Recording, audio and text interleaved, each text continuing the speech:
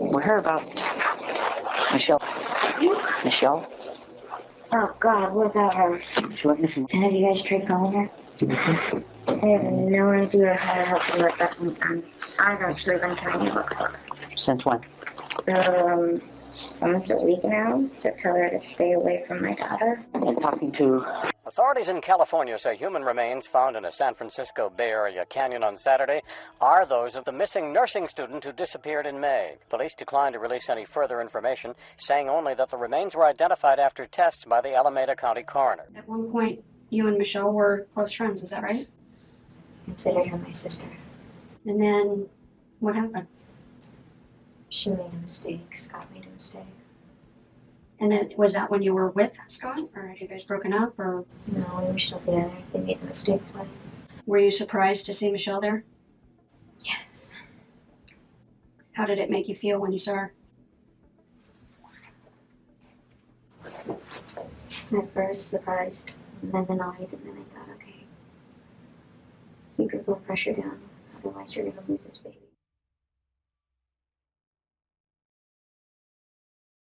Welcome to the channel. But before we dive in, hey friends, if you end up liking this video, make sure to hit that subscribe button and drop a like. Also, leave a comment letting me know what city you're watching from and what time it is there. I'm super curious to see where my audience is tuning in from. Alright, now let's get started. We're heading back to May 2011, to Haywood, this small, cozy area in the US that's kind of famous for its peaceful, country vibes and natural beauty. You've got wide open spaces, wooded areas, and these really picturesque hills, perfect for hiking, chilling out, or just escaping the city chaos. People who love quiet, small crowds, and that classic American small-town feel are usually drawn here. If you're into history or local culture, Haywood has a few cute little museums, old buildings, and traditional fairs to check out too. Now, in the San Francisco Bay Area of California, that's where we meet 26-year-old Michelle L. She came from a big family and lived with her parents, her brother Michael, and her cousin Christine. Here we are in Santa Barbara Beach. We're having lots of fun. And here's my brother.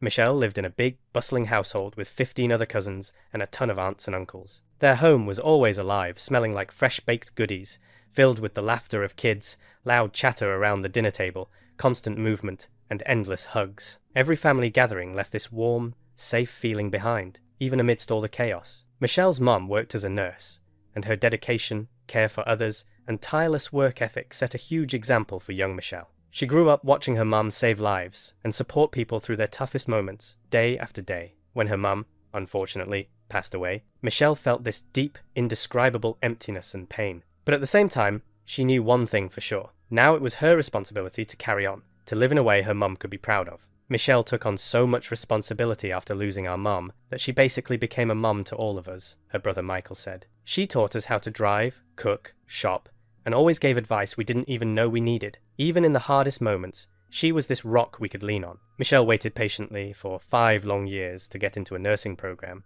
and finally, her hard work paid off. She got accepted into an accelerated 1-year course. She threw herself into her studies, spending hours reading, practicing, and improving herself. By May 2011, she was only 6 months away from graduating from Samuel Merritt Nursing School. She consistently earned top grades, showing just how dedicated and determined she was. She was doing her clinical rotations at Kaiser Permanente Haywood Medical Center in the labor and delivery unit, where she stood out not just for her skills, but for her kindness and compassion toward patients. Hardworking, selfless, and always smiling, Michelle never shied away from tough work. She had this amazing ability to stay calm even during the most stressful moments, inspiring everyone around her and keeping her colleagues' spirits up. Despite all the losses and challenges she'd faced, she maintained this bright outlook on life, which made her presence comforting and hopeful for everyone around her. On May 20th, 2011, Michelle was on a rotation shift at the hospital. It had been a long, exhausting day, but nothing unusual had happened. It was Friday,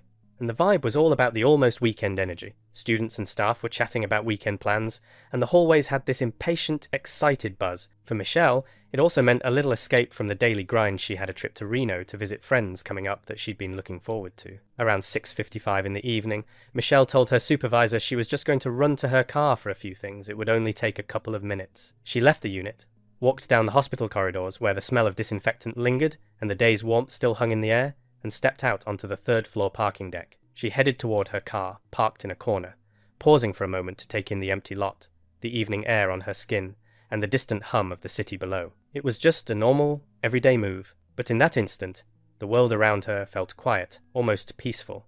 Then she paused for a moment, just standing there, before changing direction. 17 minutes later, her white Honda SUV suddenly pulled out of the building.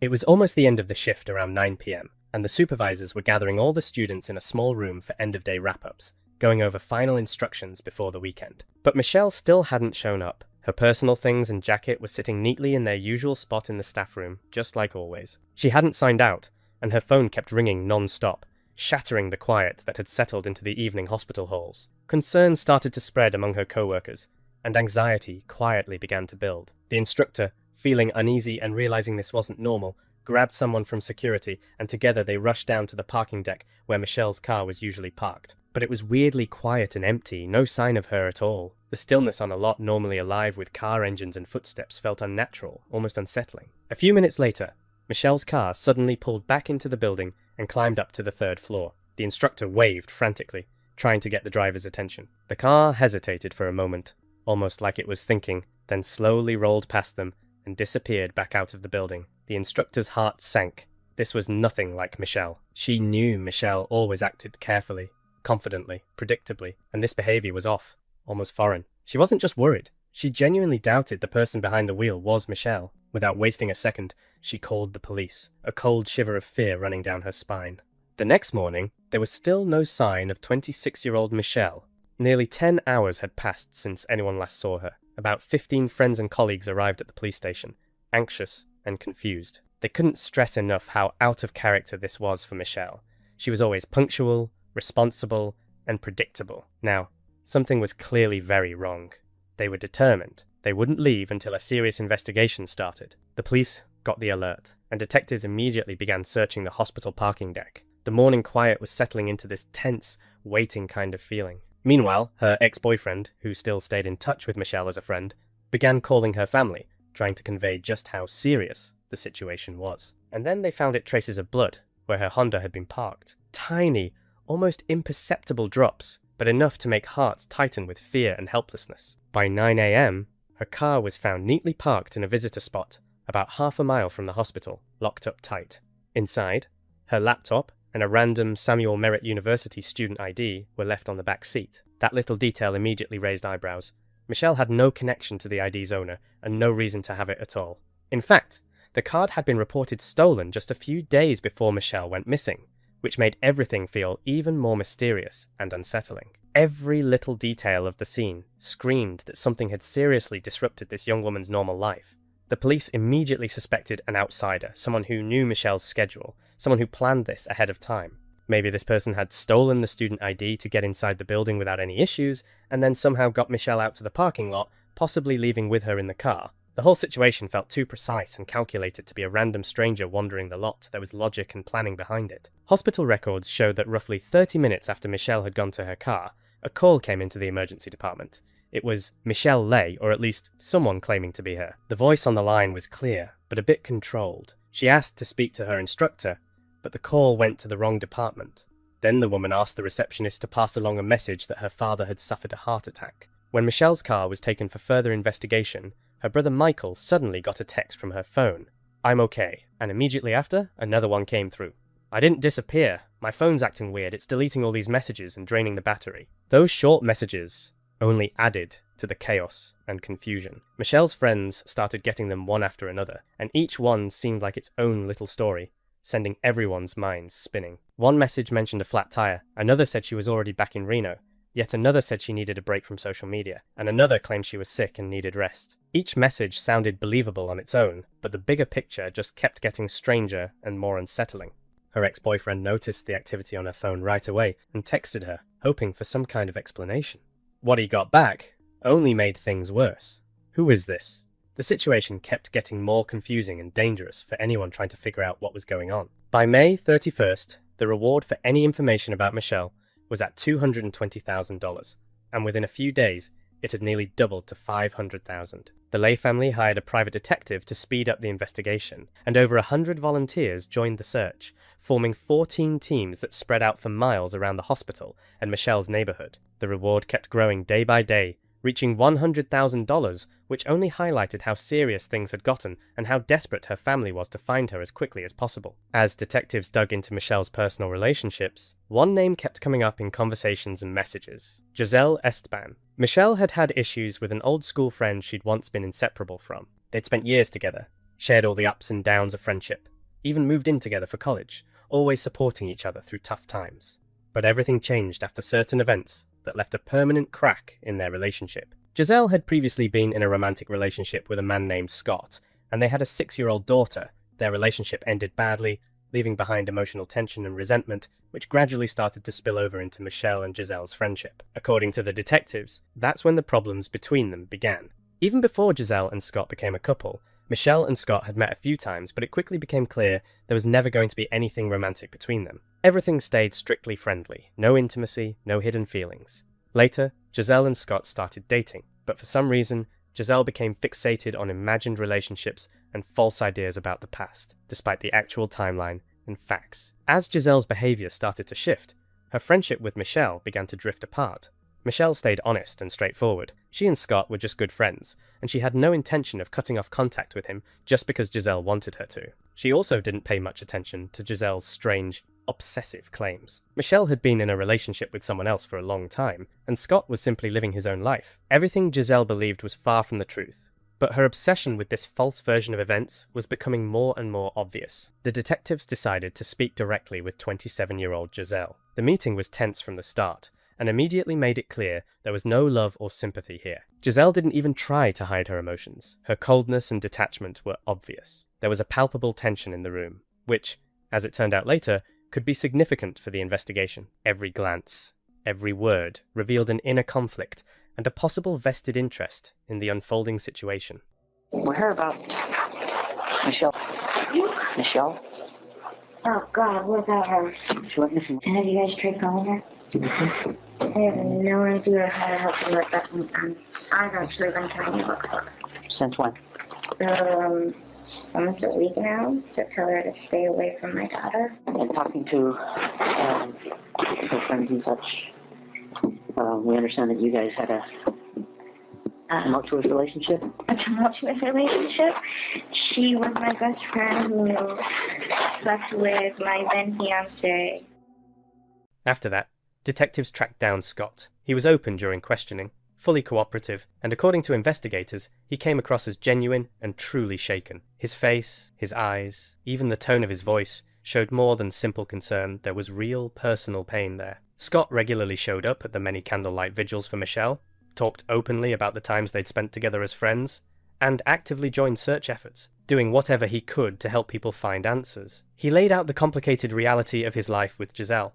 He told detectives how she hadn't just tormented him, but had also dragged his entire family into years of unnecessary conflict and emotional strain. At one particularly difficult point, Giselle moved back in with her family and took their daughter with her, which only added more pressure and stress. Scott said all he ever wanted was to give his daughter the best life possible, and because of that, he kept trying every so often to give the relationship another chance. I hope you find what you're looking for in someone as disgusting as her. Another message had an even more threatening edge to it. This is the only thing that will convince me you're trying to be better. Otherwise, be ready to answer for your bad actions and decisions. But one message, in particular, stood out as deeply disturbing. Scott made sure detectives saw it. Michelle dug her own grave by destroying families, and this problem won't last much longer. Just so you know, you drove me insane by putting that ugly thing above your own family. You should have loved her and me more, but instead, you loved sex and attention more. That's exactly what you're going to get now. You reap what you sow. The messages kept coming non-stop.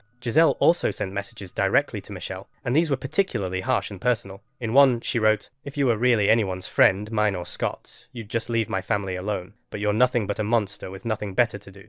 So you had to follow me to SF. This is all you'll ever be, a monster sleeping with other people's men and brothers. Because no one ever wanted you. You're not my friend. You were always just a parasite." Every line of that message dripped with anger and resentment. After this, Scott shared with the police something he had never told anyone before, a recording of one of Giselle's hysterical outbursts. He explained that it had been recorded in a car while their daughter sat in the back seat. Giselle's voice was shrill, irritated, and predatory, carrying every ounce of hate and frustration in every word. Scott said that even he, who had known her for years, was shocked by the level of aggression and instability she displayed. For the detectives, the recording was critical. It revealed the true extent of the psychological pressure Giselle could exert and highlighted the potential danger she posed to anyone near Michelle.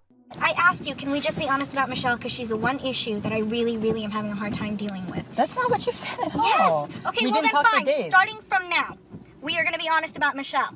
Do you understand me? Yeah. Whether you sleep with her, whether you share food with her, whether you talk to her, you will be honest with me. Look at me! You will be honest with me regarding her. Otherwise, I will take your life and hers.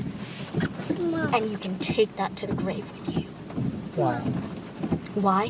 Because you lied about her so many times, it's hard to believe that you didn't sleep with her and lock her up. You deserve to die for your lies, as does she, and you will. If you do it again, this is your last and final warning. Why? Do you understand me? It's your last and final warning.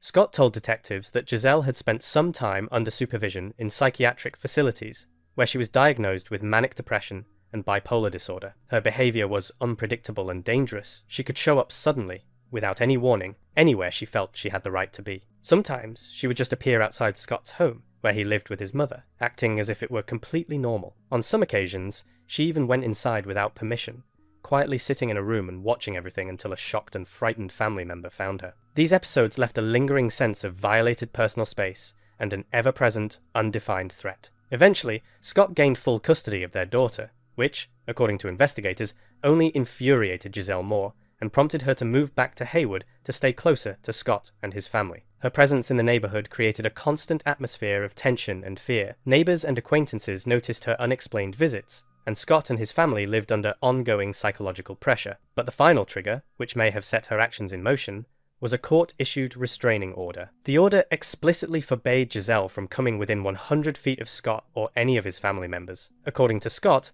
the restraining order was meant to protect his family, but for Giselle, it wasn't just a formality. She saw it as an insult and a challenge. Notably, this restraining order was issued just 3 days before Michelle went missing, adding a chilling sense of a chain of events leading up to the tragedy. Every detail of this story underscored that Giselle was emotionally unstable, viewing the world through a lens of resentment and control, and that her actions could have far-reaching, unpredictable consequences for anyone around her. The sense of threat and tension grew heavier with each passing moment, creating the feeling that, at any second, everything could change. Almost a week has passed and still no sign of Michelle Lay, a 26-year-old California nurse who seems to have vanished after going to her car at a hospital. The car later found on this street. The search now by leaflet. I just want her home. Meanwhile, police in Hayward, California are talking to police in Fairfield about an unsolved murder last year of Nurse Fong Lay. They have the same last name, that they are both nursing students, that they both disappeared mysteriously. But in Fairfield, the car was unlocked. In our case, the vehicle was secured. It was locked up, as if the last person to drive that vehicle wanted to make sure that the interior was protected. Now, police in Hayward are examining more surveillance footage, hoping one camera got a good look at Michelle Lay's car. Her brother says it is not like his sister to lose contact. She always calls me that it's Mother's Day, and I should call my grandma. Now a reward for information about missing Michelle, with word going out, one poster at a time. Almost a week had passed, and there was still no sign of Michelle Lay. The 26-year-old nurse from California, always punctual, responsible, and predictable, seemed to have vanished into thin air after walking to her car near the hospital. Her vehicle, later found on the same street, offered no answers, only deepening the sense of unease. Now, the search wasn't just in the hands of the police. Neighbors, friends, and volunteers were plastering the town with flyers, each one showing Michelle's face and asking anyone who might have seen her to come forward. Everyone just wanted her to come home alive. Meanwhile, the Hayward, California police had started talking with authorities in Fairfield about the unsolved murder of Nurse Fong L, which had happened the year before. They discovered a striking coincidence. Both women shared the same last name, both were nursing students, and both had vanished mysteriously. The similarity was enough to make detectives seriously consider a possible connection. But there was one difference. In Fairfield, the car had been found unlocked, whereas Michelle's SUV was locked, as if the last person to use it had tried to protect the interior, leaving behind traces of their presence, and maybe something far more sinister. Hayward police were now combing through even more surveillance footage around the hospital, hoping that at least one camera had captured the moment Michelle's car appeared or disappeared. Her brother couldn't hide his worry. He knew this behavior was completely out of character for her. She always called me to remind me it was Mother's Day and that I needed to call our grandma, he said, trying to stay calm, though every passing hour without news only made the fear grow. Meanwhile, the reward for any information about Michelle continued to rise each day, and rumors spread across the city one flyer at a time, stirring both hope and fear. Police kept emphasizing that they were hoping Michelle was still alive, but given all the evidence they had, the detectives had to prepare for the worst. The tension in the precinct kept mounting, every new piece of information only sharpening that gnawing sense of unpredictable danger. Police fears escalated when the analysis of Michelle's car revealed the presence of her blood. Her family was immediately called to the precinct and informed that this case was no longer just a missing person investigation, it had now become a full-blown suspected homicide. However, law enforcement couldn't release all the details about what exactly had been found inside the vehicle. Understandably shaken and frightened, the family insisted that, until they heard something concrete, they would continue the search just as before, holding on to hope that Michelle could still be brought home safe and unharmed. The only name that kept coming up again and again in the investigation was Giselle. Because of this, she was called in for a full interrogation. At that time, Giselle was several months pregnant with her second child. She admitted that on the night Michelle disappeared, she had been at the hospital, supposedly for a routine checkup. But her presence raised even more questions. Was it really just a normal visit, or was none of what she said actually true? Detectives were left facing a tense dilemma, whether to trust her words or rely solely on the hard evidence they had been gathering. At one point, you and Michelle were close friends, is that right? I considered her my sister. And then, what happened? She made a mistake. Scott made a mistake. And then, was that when you were with Scott? Or had you guys broken up? Or No, we were still together. They made the mistake twice. were you surprised to see Michelle there? Yes. How did it make you feel when you saw her? At first, surprised, and then annoyed, and then I thought, okay, keep your blood pressure down, otherwise you're gonna lose this baby. They let her go, but the police continued to watch her very closely, even placing a tracker on her car. They were convinced she had some connection to Michelle's disappearance, but whether she acted alone, that was still a question. Giselle was pregnant and petite, standing only about 5 feet 2 inches tall. Could she really have done all of this by herself? Investigating the disappearance of a California nursing student. Now have a person of interest, they tell us. Authorities are focusing on a former friend. Giselle Esteban. According to witnesses who lived near Esteban, police were at her apartment in recent days with a crime lab team to go over her car. Everything from that to the trash, we're told from neighbors. So far, no charges against Esteban, and she's told local media she had nothing to do with Michelle Lee's disappearance. Now, in the search for Michelle, her dad has arrived from Vietnam. There is the tip line. If you live in that area of Northern California and can help, 510-293-7000. Later, Scott called the police, saying he thought he'd found Michelle's phone. It was lying on the back seat of his own car, almost quietly, almost invisible, but at the same time sending a clear message. This phone didn't just end up there by accident. When investigators checked the tracker on Giselle's car and saw that she had repeatedly driven down his street and parked near his house, it became obvious she had planted the phone, trying to make it look like Michelle might be nearby, or that she was okay. That single detail gave the detectives a whole new lead and confirmed their suspicions about Giselle's involvement. The nursing school's security team dug through all the data, trying to trace the path of the ID card to see exactly where it had been scanned before showing up on the back seat of Michelle's Honda. Careful analysis revealed a chilling detail. On May 26th, just 1 day before Michelle disappeared, the card had been scanned inside the school building, and the scan showed it was Giselle. According to investigators, she got the card early in the morning on May 26th, pretending to be a student who supposedly wanted to enroll. With that fake ID in hand,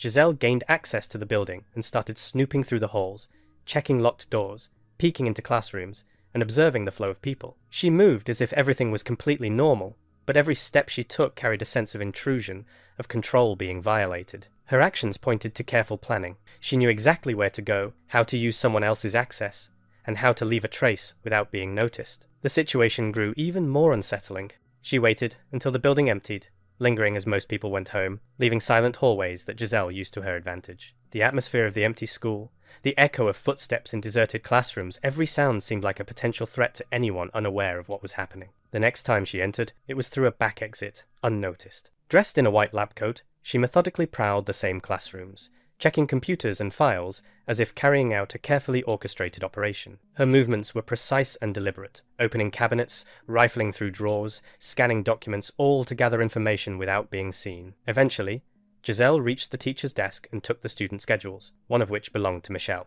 This was a pivotal moment. She left about an hour and a half later, now knowing exactly when Michelle would be on break the next day, allowing her to plan her next steps with minute-by-minute accuracy. Phone analysis revealed that after Michelle's disappearance, Giselle's and Michelle's phones were in the same location at the same time, immediately confirming investigators' suspicions. Someone was deliberately using Michelle's phone to send false messages to friends and family. The next day, with Michelle already gone, Giselle went to an Apple store, claiming the iPhone had accidentally locked itself. The phone was unlocked, and she left with it in hand, heading to Chuck E. Cheese. Meanwhile, Michelle's friends began receiving strange and clearly fake messages. Mobile tower data confirmed it was Michelle's iPhone, but Giselle was the one behind the wheel and sending the texts. Security cameras at Chuck E. Cheese captured her sending messages to all contacts, skillfully hiding her presence. These facts gave police enough evidence to make an arrest. The 7-year-old Giselle Esteban was arrested at her home and charged with first-degree murder. A pair of shoes stained with Michelle's blood was found by the door, and hair matching Giselle's was discovered on the back seat of Michelle's car. DNA from the suspect was also found on the steering wheel,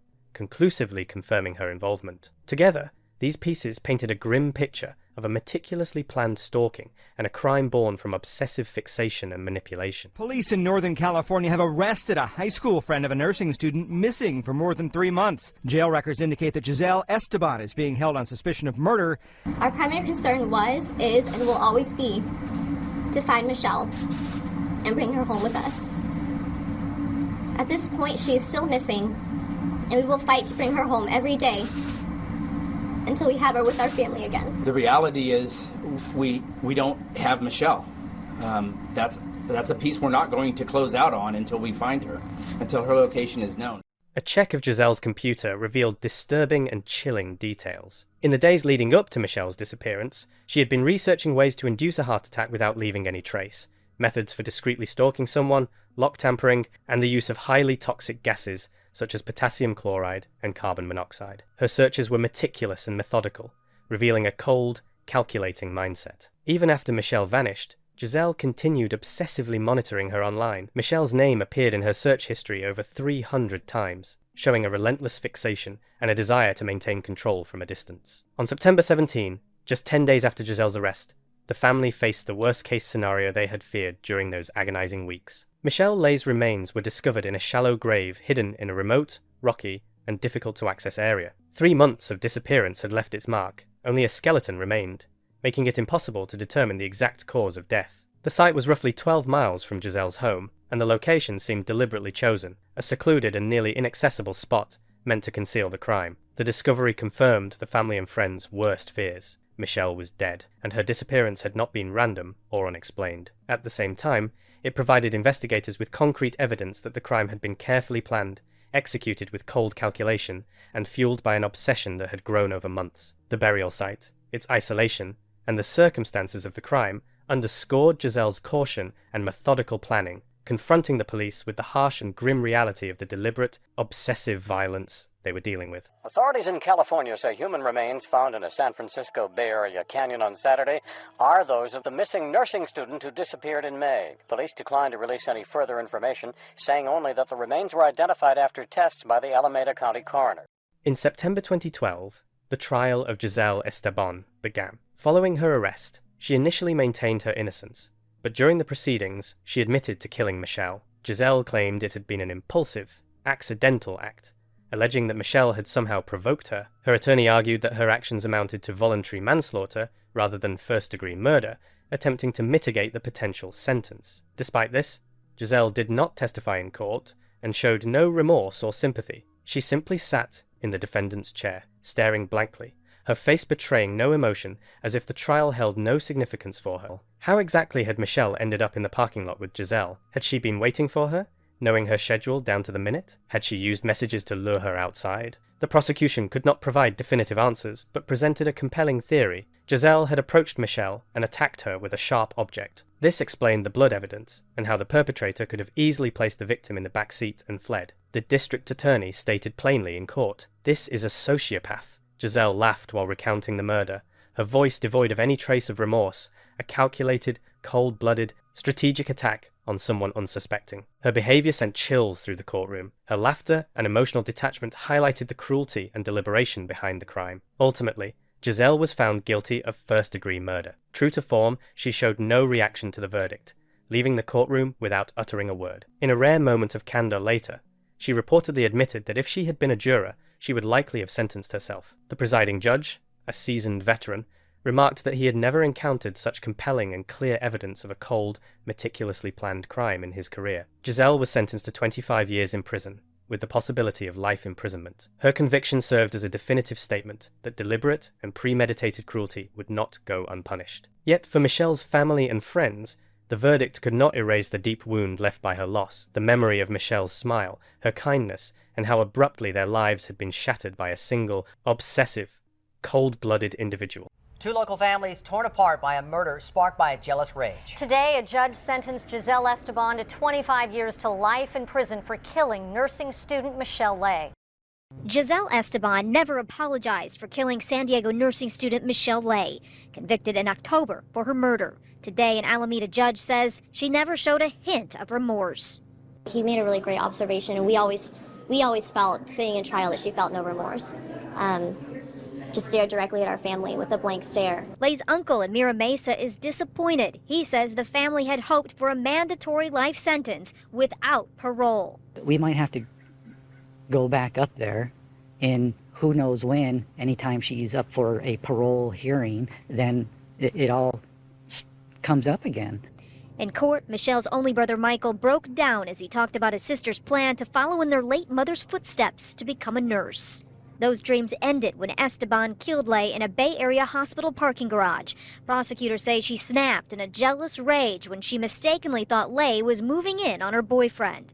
Lay's brother is now hoping his sister will be remembered many years from now, in 2029, when her killer could be up for parole. We just want them to know after 25 years to know how unique this case was and to give a face to Michelle's case. At this point, it's up to the Department of Corrections if Esteban will, in fact, be paroled. The judge says in order for that to happen, Esteban would have to develop a serious sense of remorse.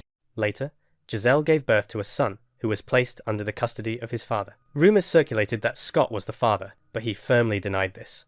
And the child's true father remains a mystery, adding yet another unsettling layer to an already chilling story. Michelle's cousin, Christine, commented that by committing this crime, Giselle only showcased her own ugliness, while simultaneously highlighting Michelle's beauty and kindness. In her view, it was a cold-blooded, calculated act, driven by jealousy, obsession, and all-consuming hatred toward two people who had done nothing wrong but lived their lives. This tragedy revealed the darkest depths of human psychology, where envy and obsession can transform into incomprehensible cruelty. Michelle's family continues to volunteer, raising awareness for other missing persons and helping to shed light on similar cases. Her brother Michael shares that he believes his sister is now with their mother and holds on to hope that he may one day be reunited with them. That thought offers a small measure of comfort amid the grief and fear that gripped the family during those tragic months. When Michelle first went missing, her father spent Father's Day tirelessly searching for her. He had always been proud of her hard work and the full life she led, but admitted he had never asked her to spend even one Father's Day together. After the tragedy, he could only wish to turn back time, to experience that simple, yet invaluable moment together at least once. Michelle's story left a lasting impact on everyone who knew her. It stands as a stark reminder of the destructive power of human jealousy and obsession. Her life, kindness, and smile remain etched in memory, and her family continues to carry her legacy forward, helping others and reminding the world of the value of every individual. Thank you to everyone who watched this video. I hope you found this story both compelling and important. If you'd like to support my channel and help continue creating content,